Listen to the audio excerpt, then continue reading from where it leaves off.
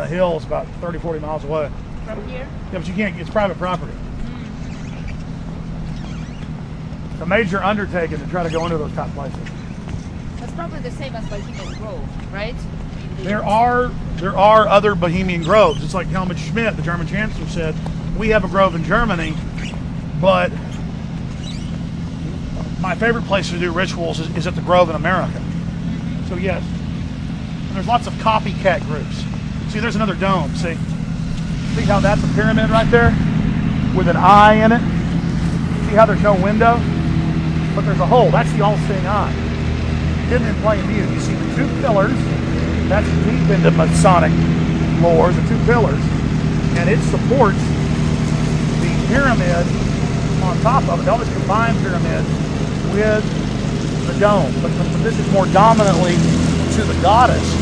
So lesser is the male with the pyramid, and then above that you've got the goddess symbolized by the dome, and then with an actual goddess up on top of it, and then she's got the star, which also represents humanity, and then everything comes in five: the magic, the star, the pentagram, the pinnacle. And then there's the friendly little building we'll be looking at a little bit later. The Frost Bank building. We're looking at it from a side angle, only seeing one of the eyes. You get catty corner to it, you can see the beak, the two eyes, everything. 33 stories tall. Heavily Masonic.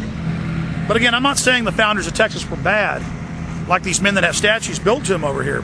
The point is, that's how these Masonic systems control people, is it is globalists at the top with their bad agenda, controlling a lot of like-minded good people by claiming that their goal is community and freedom of speech.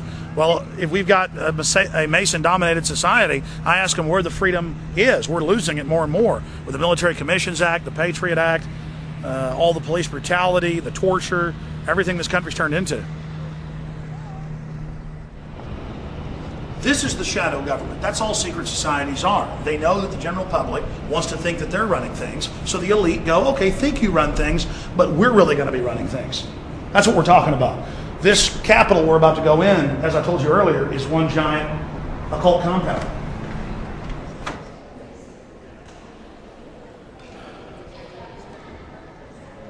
Here we are in the bosom of the goddess Diana. In her breast, we are at the bottom of the dome.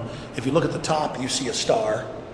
As above, below, at the bottom, you have the star. Again, more 101 of magic. And that's what the globalists are into. That's what these secret societies are into, is that everything they do is in plain view and that the general public isn't even aware of it. That the state capitol, and if you go ask the curators, they'll tell you, is built along the lines of a Roman Diana temple or a Greek Diana temple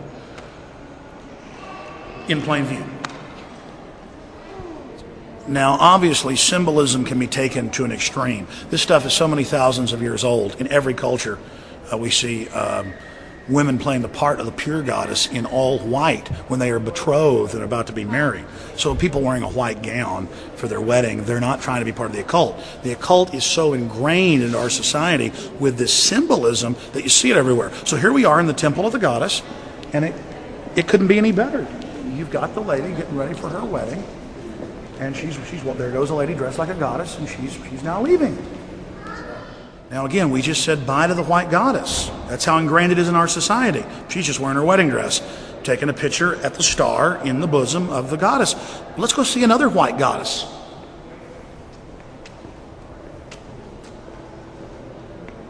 The Texas Capitol ornament. I guess they're selling these, and it says Goddess of Liberty. Just like the Statue of Liberty is the goddess. And here is the Goddess of Liberty with a sword to protect it, and the star, her magical powers, her amulet in her hand. And look, she's wearing white. She's ready to be wedded to the horned god. Just like the goddess we saw in there, wearing her ritualistic goddess white purity. See how ingrained it is in everything? It's either goddess or it's the military, it's the horned god, it's the male. This is where thousands of years ago they would have done a ritual with an altar right here. Now we have our children sit there and take pictures.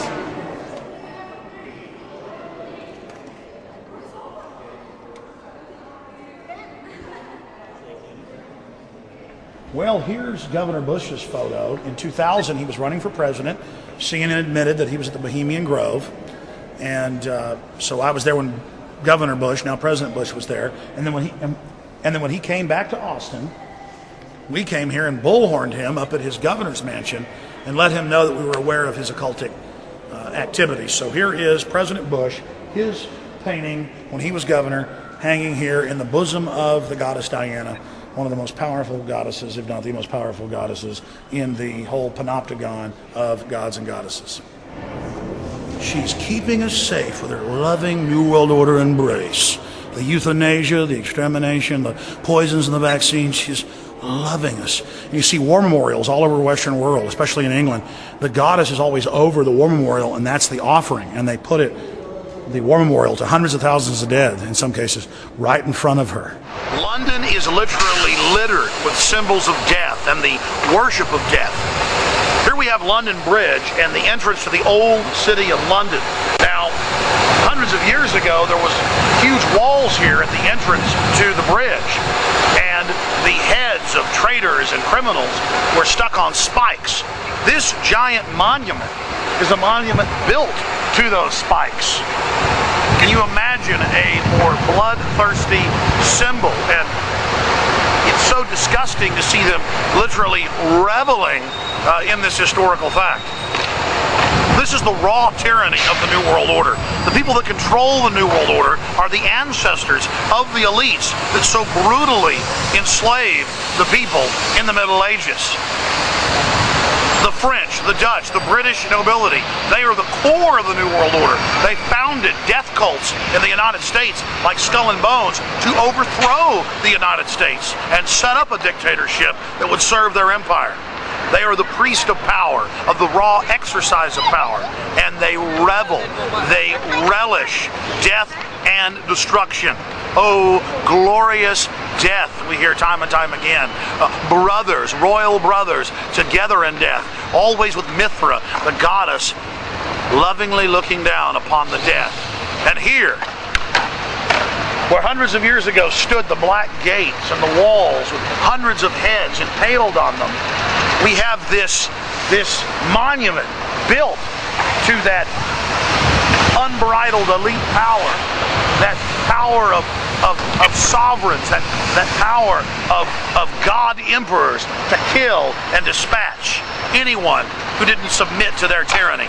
And William Wallace's head was impaled on a spike right here when he resisted Longshanks and his tyranny in Scotland. William Wallace, who fell because of treason.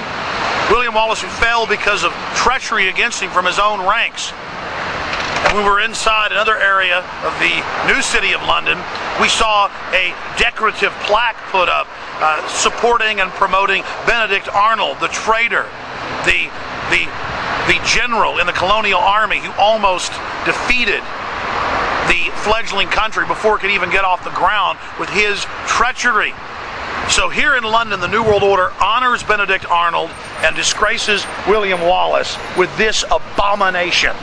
Honoring traitors and worshiping traitors at the same time, reveling and celebrating the murder of patriots and people of conscience like William Wallace. It's disgusting, and that's who we're fighting today. They think nothing of you. They think that you belong to them. They think that you're their slaves. It's time to understand that these people are not our rightful rulers, do not own us. We are not their subjects. It's time to stand up against the New World Order. It's time to get our liberties and freedoms back and tell this elite inbred scum that they're not better than us.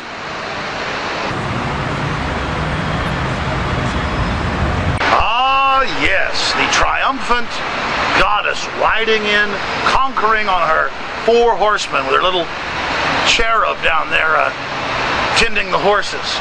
And all over the Western world, whenever you see one of these goddesses, they will normally be looking down on another memorial that symbolizes death. And within the secret Illuminati language, that means the sacrifice. And notice she's gazing directly down